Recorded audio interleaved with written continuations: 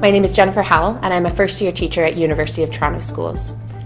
UTS students are accelerated in science starting in grade 7, so even though I'm technically teaching a grade 7 course, I'm actually covering 2 years' worth of science curriculum.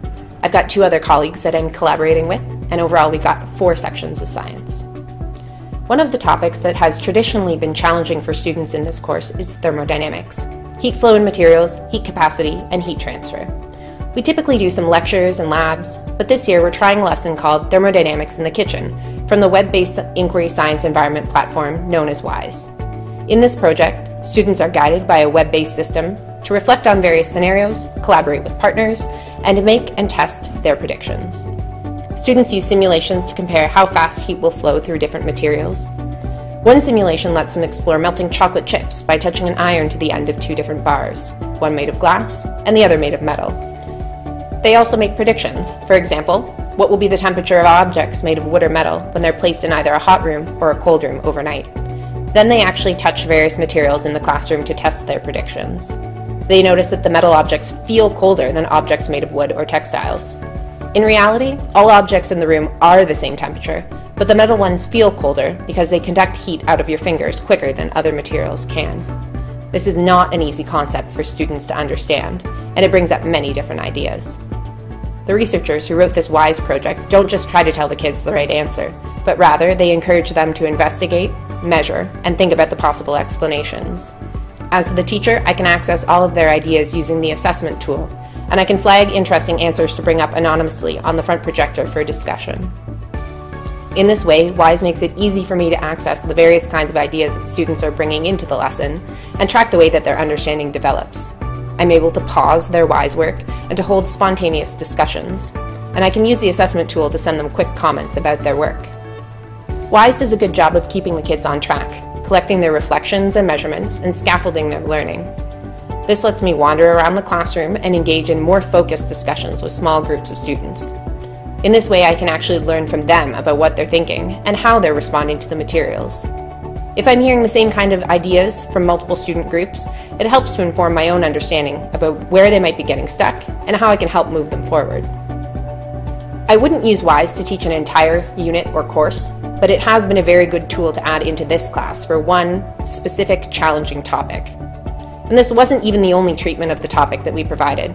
We also had lectures, videos, and some demonstrations. So this inquiry lesson was a great review where students could exercise some of their ideas and build a more coherent understanding of heat.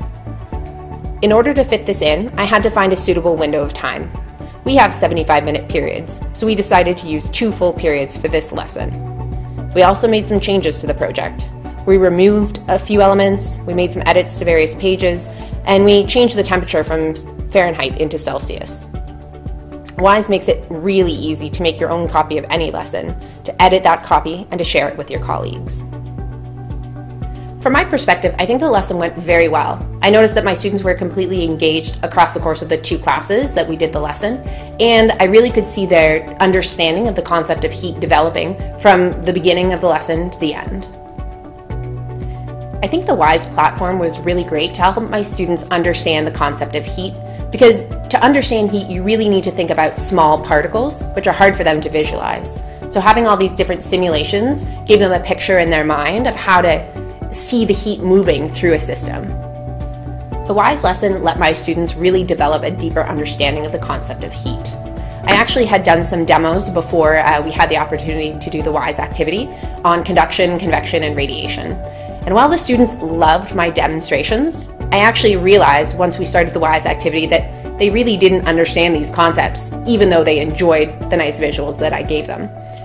What I saw from their answers from the beginning of the lesson to the end of the lesson was a huge development, and I think that really is attributed to the fact that a WISE activity breaks down concepts into very small, manageable pieces, and then helps the students, scaffolds them to kind of build those ideas up to a more coherent understanding. Through working with the WISE activity, I definitely have some great ideas for how I would run this next time.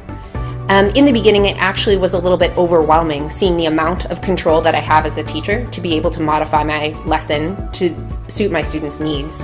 And I think that next time, after running the activity in my classroom, I see a lot of areas where I could have tailored different questions or activities to meet the backgrounds of my students and the experiences that we'd already had in our classroom.